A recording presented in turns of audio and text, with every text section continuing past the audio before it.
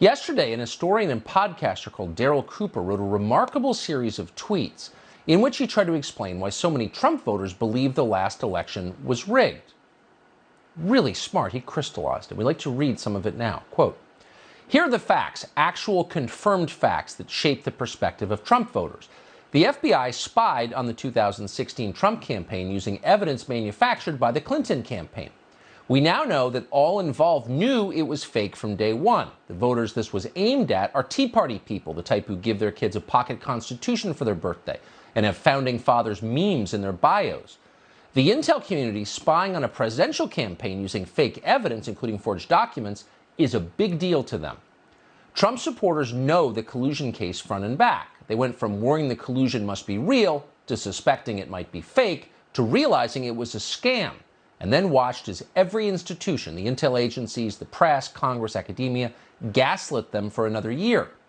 Worse, collusion was used to scare away good people from working in the Trump administration. They knew their entire lives would be investigated.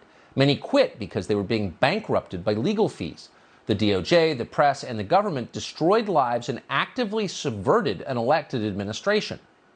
This is where people whose political identity was largely defined by a naive belief in what they learned in civics class began to see the outline of a regime that had crossed all institutional boundaries. That regime stepped out of the shadows to unite against an interloper, Donald Trump. A lot of Trump supporters understand this regime is not partisan. They know that the same institutions would have taken opposite sides if it was a Tulsi Gabbard versus Jeb Bush election. It's hard to describe to people on the left how shocking and disillusioning this was for conservatives, people who encourage their sons to enlist in the army and hate those who don't stand for the anthem. They could have managed the shock if it only involved the government. But the behavior of the corporate press is what really radicalized them. They hate journalists more than they hate any politician or government official because they feel most betrayed by them. The idea that the press is driven by ratings and sensationalism became untenable. If that were true, they'd be all over the Epstein story. But they're not. The corporate press is the propaganda arm of the regime. Nothing anyone says will ever make them unsee that, period. This is profoundly disorienting.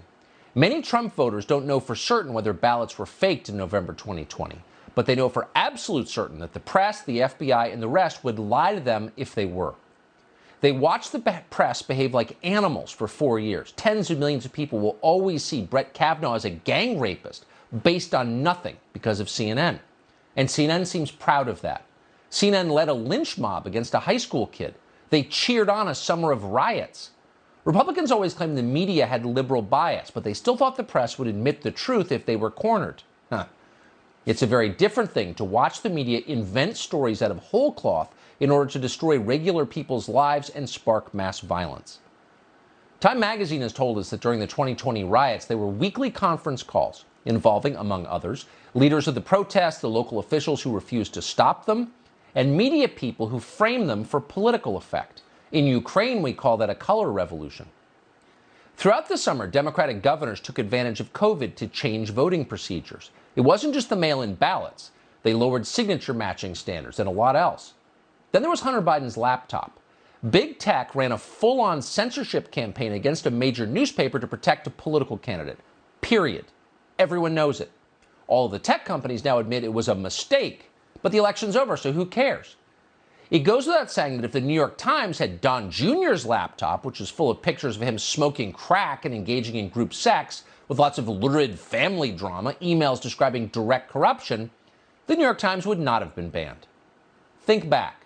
Stories about Trump being urinated on by Russian prostitutes and blackmailed by Putin were promoted as fact, when the only evidence was a document paid for by his opposition and disavowed by its source. The New York Post was banned for reporting on true information. The reaction of Trump people to all of this was not, no fair. That's how they felt about, say, Romney's Binders of Women story in 2012. This is different. Now they see, correctly, that every institution is captured by people who will use any means to exclude them from the political process. And yet they still showed up in record numbers to vote. Trump got 13 million more votes than he did in 2016. He got 10 million more than Clinton got. As election night dragged on, his voters allowed themselves some hope. But when the 4 critical swing states, and only those states, went dark at midnight, they knew. Over the ensuing weeks, they got shuffled around by grifters and media scam artists selling them conspiracy theories. They latched on to one, then another increasingly absurd theory as they tried to put a concrete name on something very real. Media and tech did everything to make things worse. Everything about the election was strange: the changes to procedure, unprecedented mail-in voting, the delays, etc. But rather than admit that and make everything transparent, they banned discussion of it, even in direct messages. Everyone knows that, just as Don Jr.'s laptop would have been the story of the century. If everything about this election dispute was the same except the parties were reversed, suspicions about the outcome would have been taken very seriously. See 2016 for proof. They understand why courts refuse to take the election case. What judge will stick his neck out for Donald Trump knowing that he'll be destroyed in the media as a violent mob burns down his house? It is a fact, according to Time magazine, that mass riots were planned in cities across the country if Trump won. Sure, they were protests, but they were planned by the same people as during the summer, and everyone knows what that would have meant. Judges have families too. Forget the ballot conspiracies. It's a fact that governors used COVID to unconstitutionally alter election procedures, something the Constitution states that only legislatures can do, to help Biden make up for a massive enthusiasm gap by gaming the mail-in ballot system. They knew it was unconstitutional when they did it. It's right there in plain English in the Constitution. But they also knew the cases wouldn't see court until after election. What judge is going to toss millions of ballots because a governor broke the rules? The threat of mass riots wasn't implied, it was direct. And he goes on.